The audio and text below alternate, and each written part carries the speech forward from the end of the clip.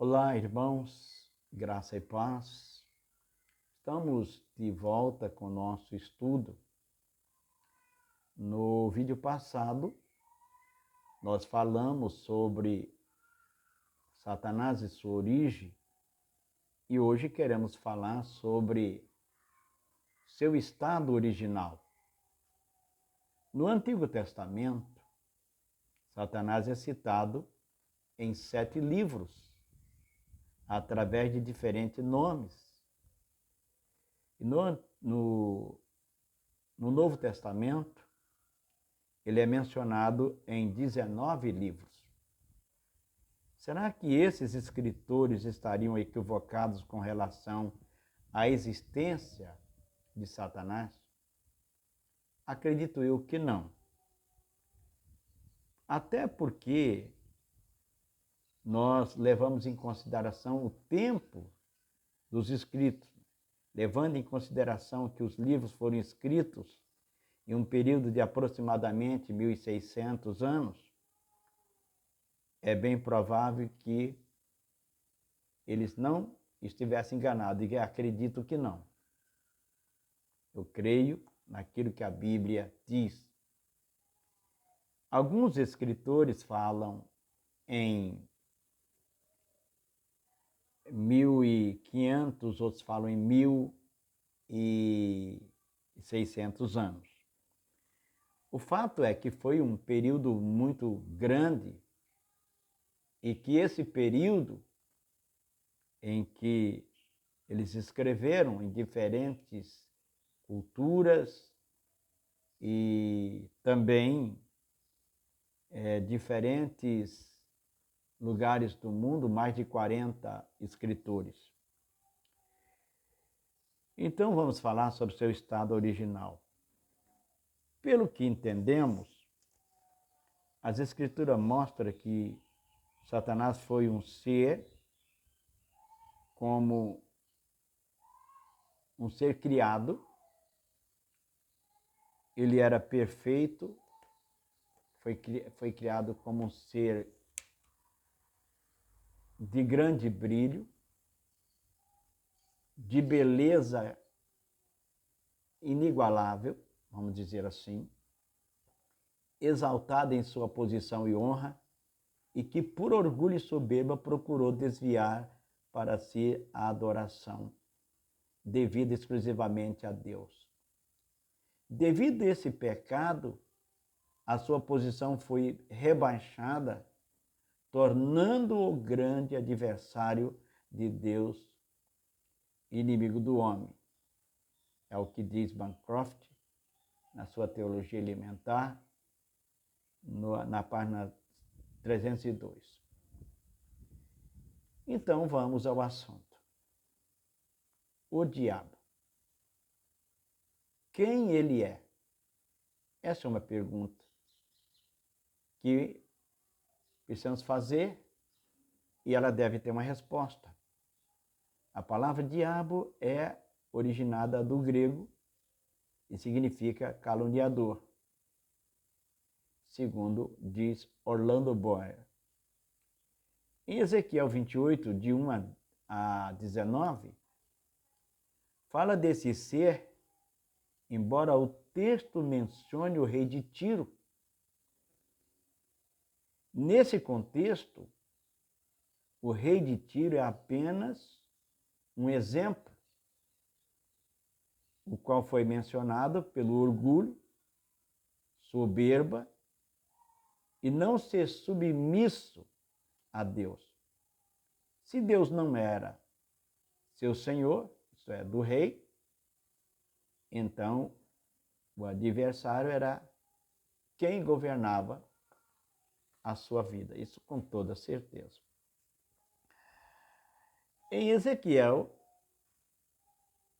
capítulo 28, verso 12, vai falar aqui que Deus criou Satanás como um ser perfeito. Tu és o sinete da perfeição, cheio de sabedoria. Então veja, Deus criou Satanás como um ser perfeito. Ezequiel 28:15. Perfeito eras nos teus caminhos, desde o dia em que foste criado, até que se achou iniquidade em ti. Mais uma vez o texto diz que ele era perfeito. Satanás era muito lindo. A ideia de um diabo com rabo e chifre não vem da Bíblia, vem da mitologia, nunca da Bíblia. Ezequiel 28:13.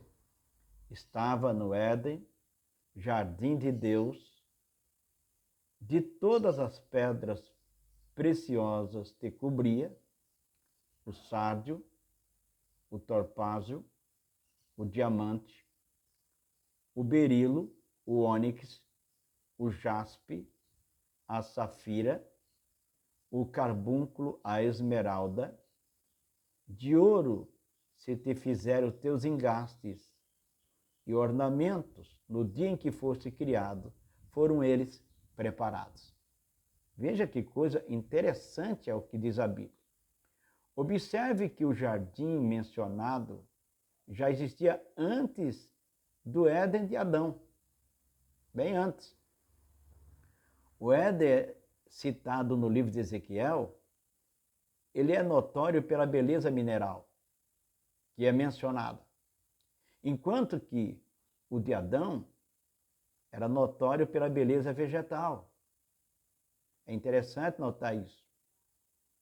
Enquanto que aqui no jardim de Adão, Deus criou todas as árvores para produzir frutos, assim como belas flores para o ornamento do jardim. Então, o que devemos notar?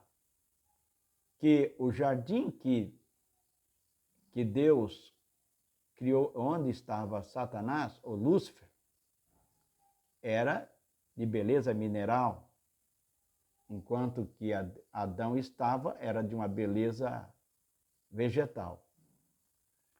Era criações vegetais, onde havia frutos, árvores. Satanás, o querubim ungido.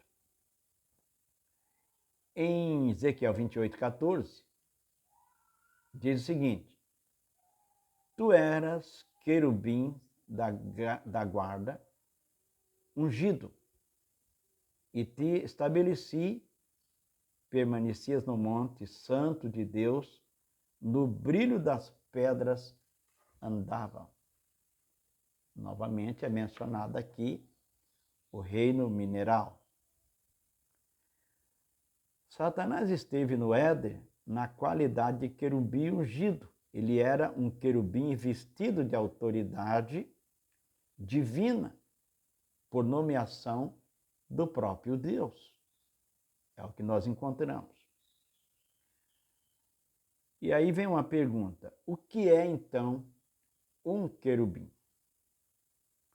Os querubins são anjos da mais alta hierarquia ou ordem, né? Criados com poderes e beleza indescritíveis. Seu caráter, a sua aparência estão muito além do que nós podemos imaginar, pois são seres santos e muito próximos do trono de Deus. O querubim citado em Ezequiel 28:14, ao que parece, era destacado por sua autoridade, mas não podemos saber como a soberba encheu o seu coração, porque ele não estava sujeito às mesmas condições que nós. Então, a dificuldade é entender como esse ser se tornou soberbo, como ele foi afetado por esse mal e decaiu da posição por causa da soberba. Então, a soberba, ela começa no céu.